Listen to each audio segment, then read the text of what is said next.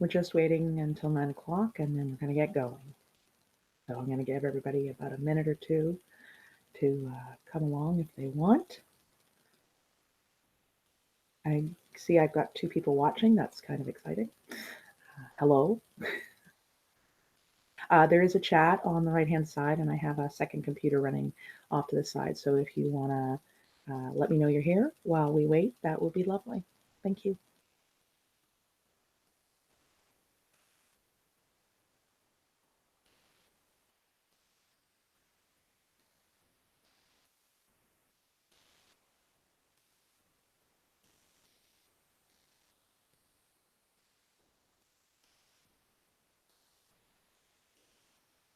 I'm really impressed when people came out on a Sunday morning at 9 o'clock. All right. Well, it's 9 o'clock in the morning on a Sunday, and I am thrilled to be live on the air with Mad PD presenting about something I'm really passionate about, which is critical literacy in terms of media literacy skills for our students. So I just want to introduce myself really quickly. My name is Deanna Toxopeus. I am currently a teacher with the OCDSB here in Ottawa. I am currently an itinerant teacher of assistive technology, which is somebody who supports students who've been assigned a computer to help with their learning. But most of my career has been spent teaching grades 7 and 8. So that's the age at which kids start to do social media. And that's when we start to see kids consuming media in very different ways. And it becomes very evident to me that they lack critical literacy skills and that we as teachers and as an education system have really kind of failed them in helping them develop those critical literacy skills to be successful consumers of media in the 21st century. So today I want to sort of go over some strategies that I use to help them develop those critical literacy skills using the media that they consume. So I'm going to be projecting some slides so you don't get to see my fabulous science fiction collectible collection behind me. So I'm just going to switch over to my desktop right now.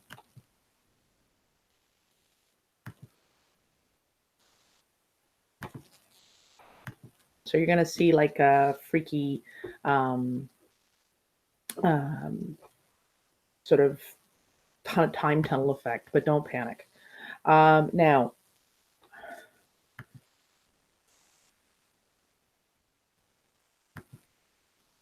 so I've already introduced myself.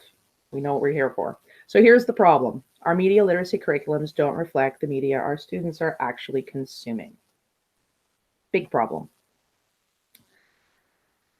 The kind of media that our curriculums cover is the traditional media. Newspapers, magazines, television, and radio. And if you think about it, that's the media that the people who write the curriculum consume. But in reality, it's not actually the media that our kids are using. This is some research from the Pew Research Center, and it's kind of fascinating. There's a list of different types of media: YouTube, Instagram, Snapchat, etc. And if we look at what they are using the most often, it is Snapchat and YouTube. Now, this is from 2018, so it's fairly recent data.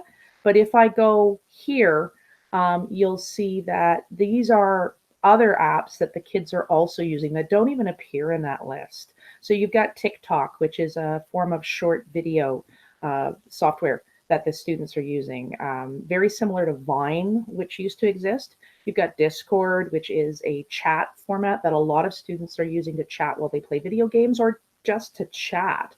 You've got Twitch, which is a live streaming video platform where kids can watch everything from video game walkthroughs as people play certain video games to makeup tutorials, to pranks and challenges.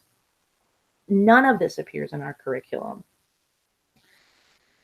We also have different types of content that appear across a variety of platforms, including memes, unboxing videos. You can just see that there's things that the people who wrote our curriculum and even most of the teachers these students have really don't know what these are and don't ever really talk about these in class. And so it became very, very clear that because we're not addressing the media that they are consuming, they are not developing the critical literacy skills they need in the 21st century.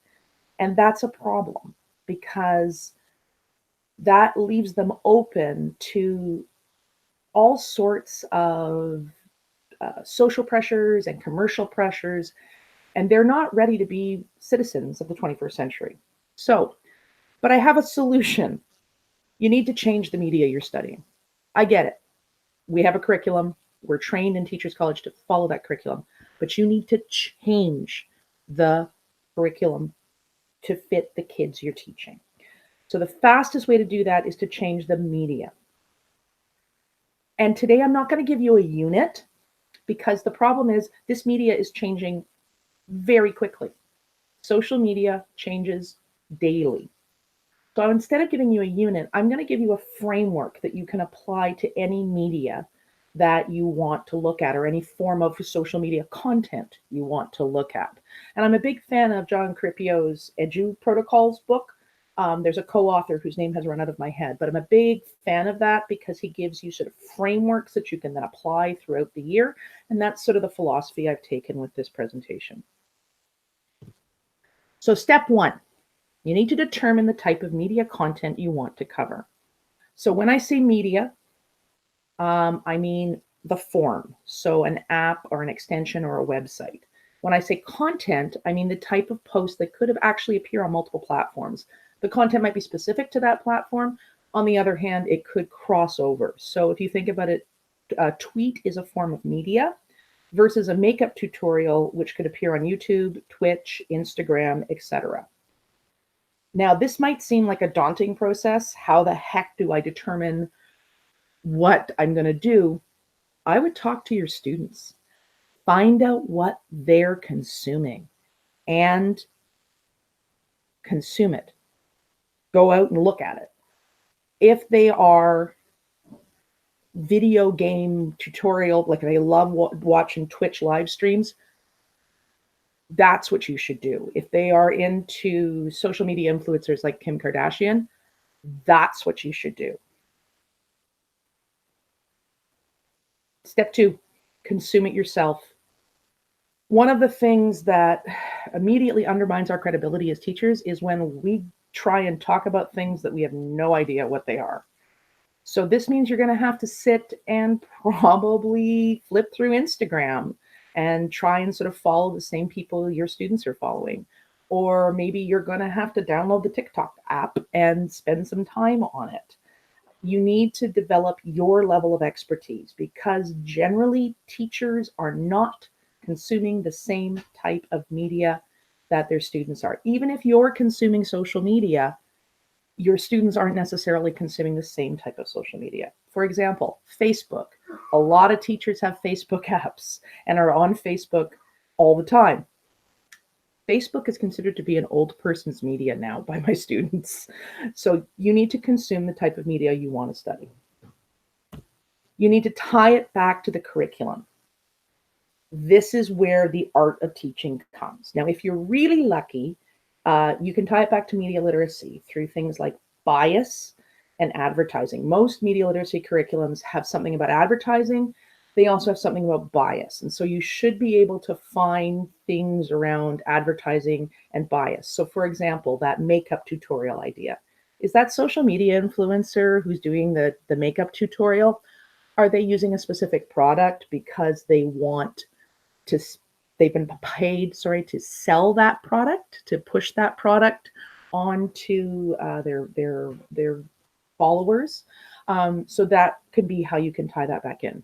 If not, look at your language curriculums. So writing, look, I tend to do short analysis. So like what would be a short response style question. And I spend a lot of my year teaching my grade 7/8 how to write a short answer question, how to write that response, because they don't know how to do it. And so then we apply it here. So I can get a writing mark out of this unit. If you're a subject specific teacher, science, look at the fake health claims that some websites or social media influencers are making, and can you tie that back into your science curriculum about evaluating the credibility of a theory? Social studies, can you look at issues from an Indigenous perspective? So you can look at things like the historical roots of conflict and or land claims disputes. Can you look at it through the Indigenous lens? This is also the point where you're going to develop your learning goals and your look fors. So you need to figure out where you're going with this unit and make sure you have a clear goal in mind at the end. Because you're doing something new, it's very easy to get pulled off course. So you need to make sure you know what you're doing at the end. This is also when I figure out what my final output's going to be. So what am I going to do analysis wise? And I'm going to get into that criteria a bit in a minute. And then I also try and book in some kind of creative thing at the end for the kids to do something creative and fun around the type of media or content that we've been studying. The next thing you have to do is curate. You want to carefully curate your media choices or your content choices. You need to find examples that are safe for your classroom. And this is huge. Social media is the Wild West. It is not well policed. And we've seen evidence of that in a lot of news stories that have come out in the last couple years. You don't want to bring something into your classroom that is going to get you in trouble. So you need to spend a lot of time developing a collection of examples. I would go with a minimum of 10, but you may want 12 or 15, even 20, because of how this unit is structured. Secondly, you want to make sure you learn how to capture it in some way. The internet is changeable. It changes all the time. It routinely, things get wiped, things get pulled down, things get edited because there's a mistake or because somebody's being sued. So you need to find ways to capture it. So you need to learn how to do screen grabs and or how to download videos. And that's where you need to learn how to use Google, because I can tell you 50% of what I know, I learned by Googling how do you ... And then I would ask Google, and Google would tell me. And there's frequently walkthroughs and tutorials available to you that will really help you learn how to do that. But again, capture that content, that collection that you've curated so that you've got it for the unit. Now, here's a really important piece, okay? You need to now present one piece of your curated collection to the students and begin the process of co-creating your criteria. Consume that media with the students. Start looking at what do these posts have in common? What does this content have in common? What makes it that type of media or content? What makes it not another type of media or content? You need to share the creation process with your kids. This is where you're going to help build meaning. This is where they're going to learn together, and you're going to build a criteria that you're going to use throughout the rest of the unit. This is also a great place to develop some critical literacy. You need to talk about bias. You need to talk about what the intent is behind this video game. If the video game player is really pushing how fun this video game is and how cool it is to play and how much fun they're having, are they really, or are they being paid to enjoy that, to tell you they're enjoying that? This is where we start inserting in those critical literacy skills that we want. You want to model it as you're developing the criteria. Once you've got your criteria created, post it. Write it on a piece of flip chart paper. This doesn't have to be fancy. Write it on a piece of flip chart paper, hang it in the classroom. If you're using something like Google Classroom, take a picture of that criteria and post it. Put it on your Twitter feed, your class website. You want to share with the kids in as many different modalities as possible this criteria so that they can reference it as they need to.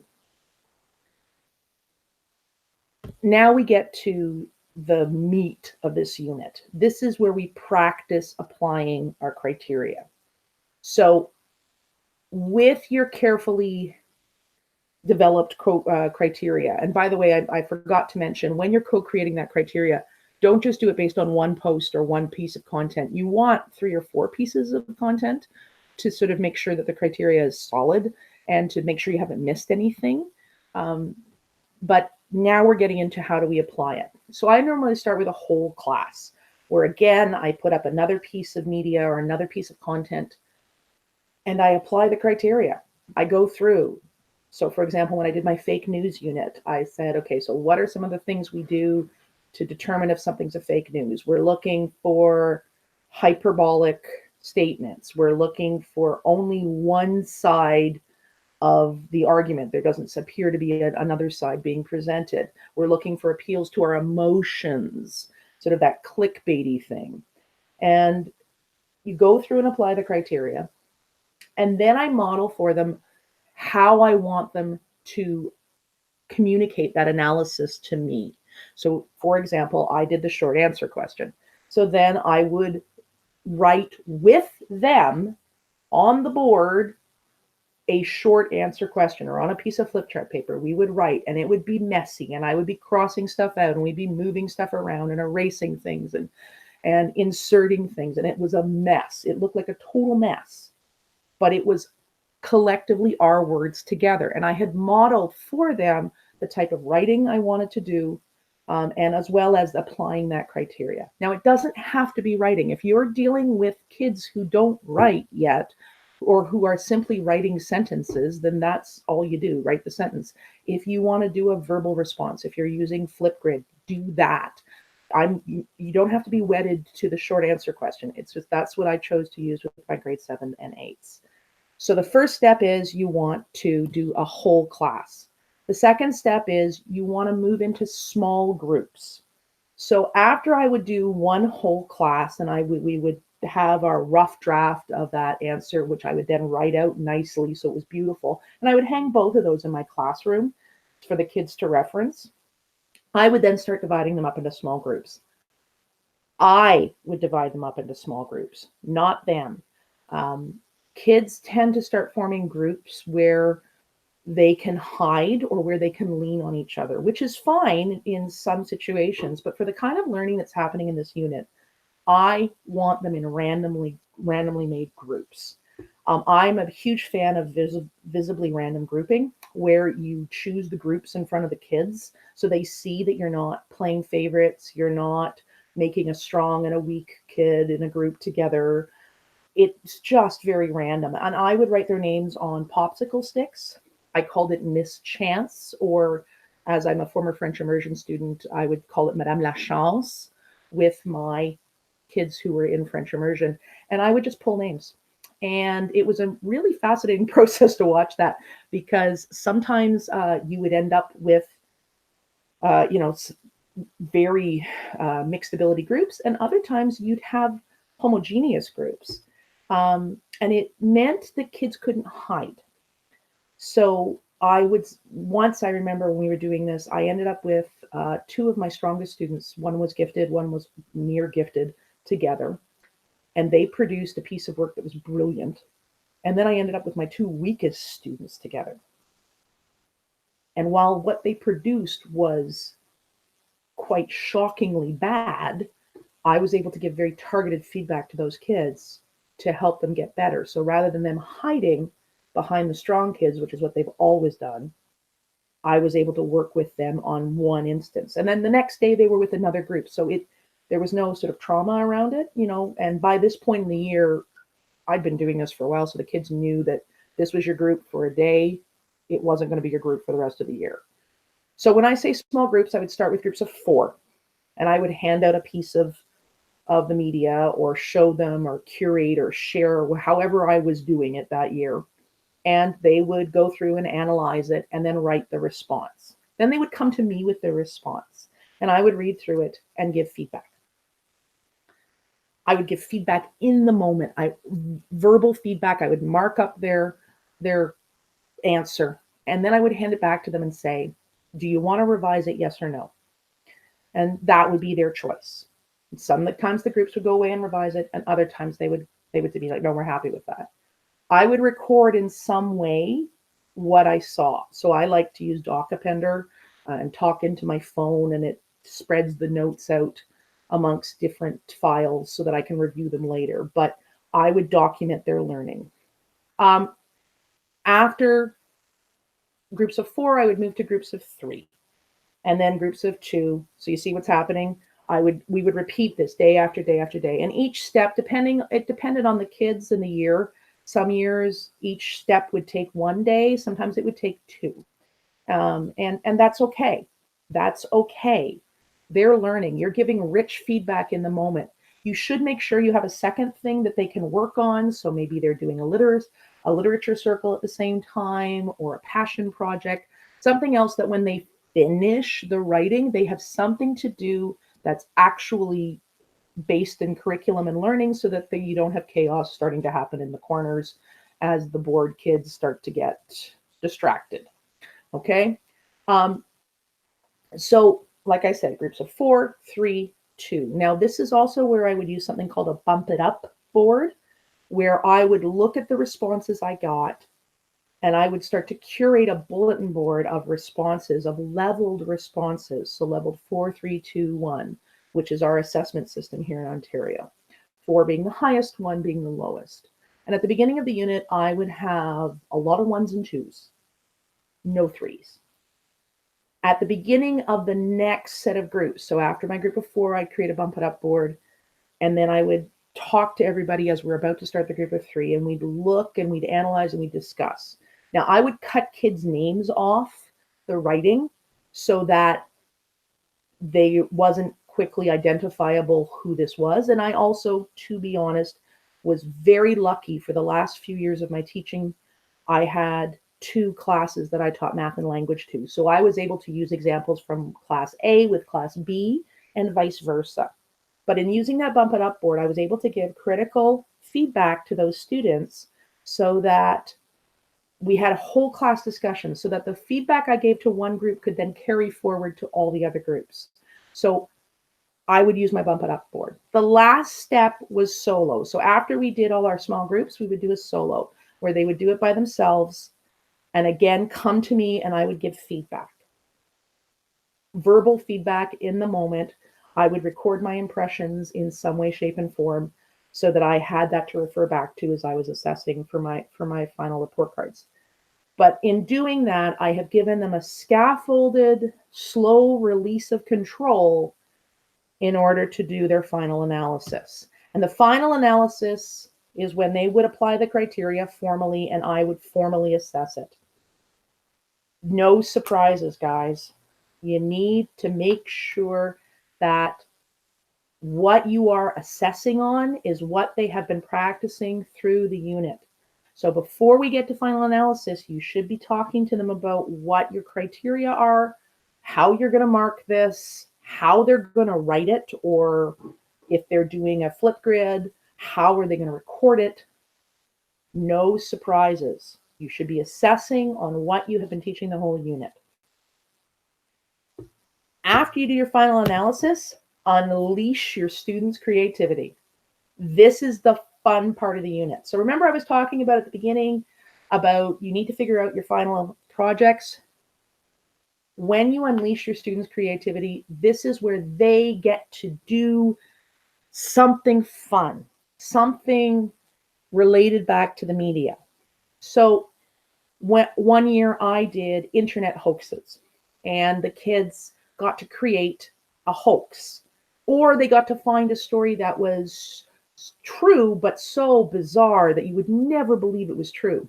And we created Google sites, and then I had a master site that we linked into, and I shared those with other teachers in the board. And this was in June, so we were finished teaching, report cards were done, and so that's when I shared this out with them.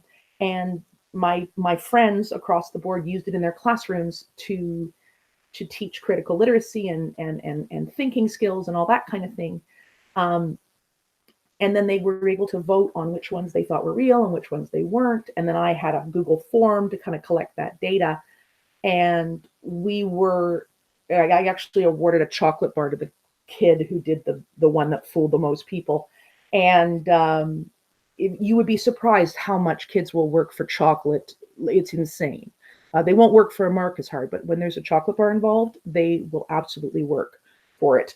And that leads into my next point, which is authentic audience. This creative piece that you want to make at the end here, this kind of way for them to demonstrate what they've learned, make sure you have an authentic audience for it. The research shows us that kids will do better work for a real audience than they will for the teacher. And so by pushing that out to that fake news, that hoax out to other teachers and their students, kids knew they were going to have their peers looking at it. So they were nervous. I've done fake news shareables where I've used Twitter to share out memes and videos and blog posts to try and teach people how to identify fake news that the students have created. And the one that got reshared the most, I said the one that went viral would be the winner and get a better mark. And one was shared 10 times. I mean, it's not really viral, but for the kids, that was very exciting. So you want to find that authentic audience, and you want to give them a chance to be creative and have fun. And it's really interesting because sometimes the kids who do a really good analysis struggle here because you're asking them to think outside the box. But vice versa, sometimes you have a kid who can't formally demonstrate that criteria, but you give them a chance to do something creative with it, they'll show you they understand the criteria through and through their creativity, through this amazing piece, but that they can't express it in writing. And so that gives you somewhere to go. You see that the kid still understands the criteria, but we need to work on their written output. Now, I want to just say something quick here about age appropriateness. Make sure that what the final creative piece is appropriate for the kids you're working on. You may have been studying Twitch live streams, but the last thing you want is those kids going on Twitch and doing a live stream and interacting with people in inappropriate ways. You lose control of that. And now you're setting your kids up for some very nasty experiences, but you're also setting yourself up for some pretty strong reprimand and possibly career-ending moves if this spirals out of control. So my recommendation is use whatever tools your district has approved to do this. So if you do want to do a Twitch live stream, have them just videotape it and have the kids use Google Classroom, let's say, to post questions as they're sharing that.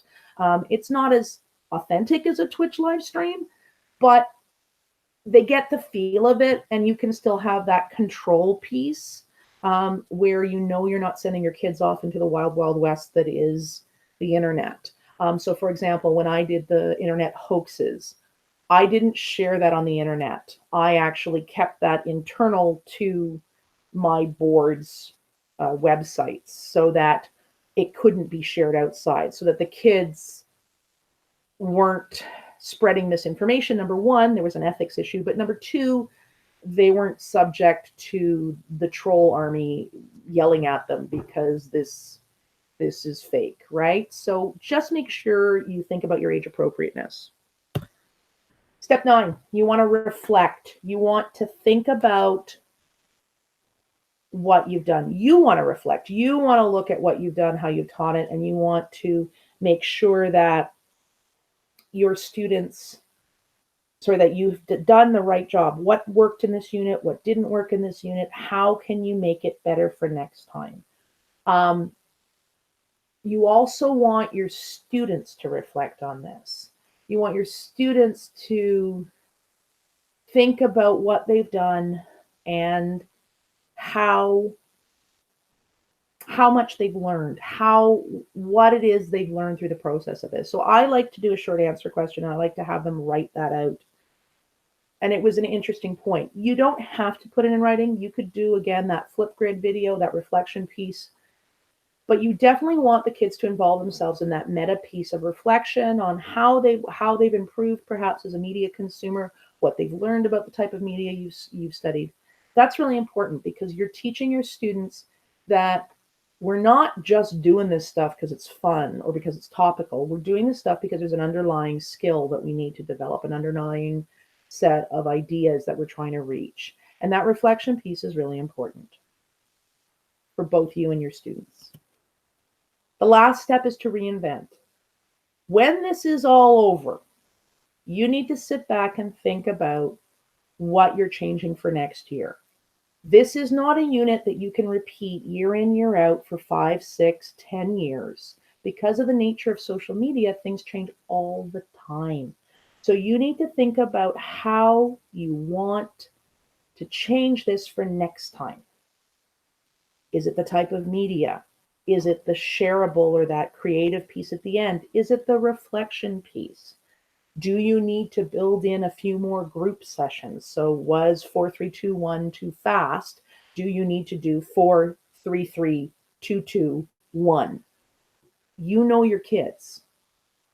You need to think about how you're going to change this unit to make it better, to make it different, to keep it relevant for next year, because that's the point of this framework, is to keep it relevant and to keep up with the media that the kids are consuming.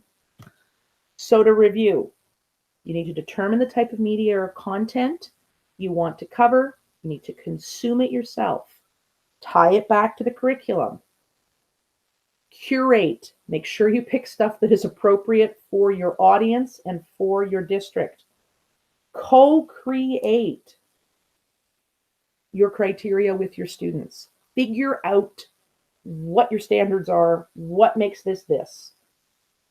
Practice applying that. This is when you're going to teach them and support them, and they get that rich feedback that we know is so important to help students learning.